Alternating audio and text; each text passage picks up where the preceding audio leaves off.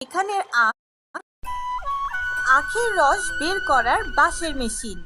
এক গ্রামে অনেক আখের চাষ হতো। সেখানের আখ অনেক রসালো এবং মিষ্টি ছিল। সেই গ্রামের লোক আখের রস বের করে সেগুলো দিয়ে চিনি আর গুড় বানাতো। গ্রামের সব লোক অনেক খুশি ছিল, কিন্তু তাদের একটা সমস্যা ছিল। সেটা ছিল আখের রস বের করার মেশিন, যেটা শুধু গ্রামের মহাজনের কাছেই ছিল। এবং ফসল কাটার সময় গ্রামের সবাই মহাজনের কাছে গিয়ে তার মেশিনে আখের রস বের করত এবং পরিবর্তে সে সবার কাছ থেকে টাকা নিত। গ্রামে আখের চাষ বেড়ে যাওয়ার কারণে মহাজনের লোভ বেড়ে যায় এবং সে লোকদের থেকে আখের রস বের করতে অনেক বেশি টাকা নেওয়া শুরু করে। এক বছর গ্রামের সব লোক মিলে মহাজনের কাছে যায় এবং সবাইকে একসাথে দেখে মহাজন তাদেরকে জিজ্ঞেস করে, আরে কি ব্যাপার, তোমরা এখানে কেন? আখ তো নিয়ে আসনি, রস বের করবে না? আরে মহাজন মশাই, আমাদের উপর দয়া করুন আর আখের রস বের করার টাকা কিছু কম করে দিন। হ্যাঁ মহাজন মশাই, উপার্জনের অর্ধেক টাকা তো আপনাকেই দিয়ে দেই আমরা। আপনিই বলুন, আজকাল এই সামান্য উপার্জন দিয়ে আমরা কি করব?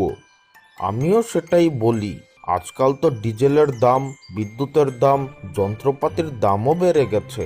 আমার জন্য তো চলা মুশকিল হয়ে গেছে, তাই না? তোমরাও তোমাদের গুড় আর চিনির দাম বাড়িয়ে দাও, তাহলেই তো হয়। গ্রামবাসীদের কথায় মহাজন একদমই কান দেয় না। গ্রামবাসীরা সেখান থেকে ফিরে যায় এবং গ্রামে গিয়ে নিজেদের মধ্যে কথা বলতে শুরু করে। সেই গ্রামে শামসিং নামের এক ছেলে থাকতো।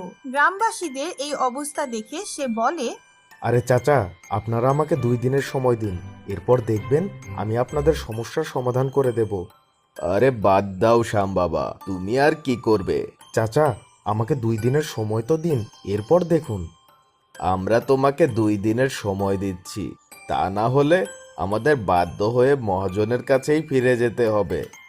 শ্যাম পরের দিন জঙ্গলে গিয়ে অনেকগুলো বাঁশ কেটে নিয়ে আসে এবং সে বাঁশ দিয়ে তার ক্ষেতে রস বের করার মেশিন তৈরি করে ফেলে। মেশিন তৈরি করার পর সে গ্রামে ফিরে আসে এবং গ্রামের সবাইকে তার খেতে যেতে বলে। গ্রামের সবাই শ্যামের খেতে যায়। প্রধান মশাই, এই দেখুন আখের রস বের করার মেশিন। গ্রামের প্রধান এবং অন্য সবাই সেই মেশিন দেখে অবাক হয়ে যায়। তখন প্রধান হাসতে হাসতে বলে, আরে বাবা, মেশিন তো বুঝলাম, কিন্তু আখের রস বের করবে কিভাবে?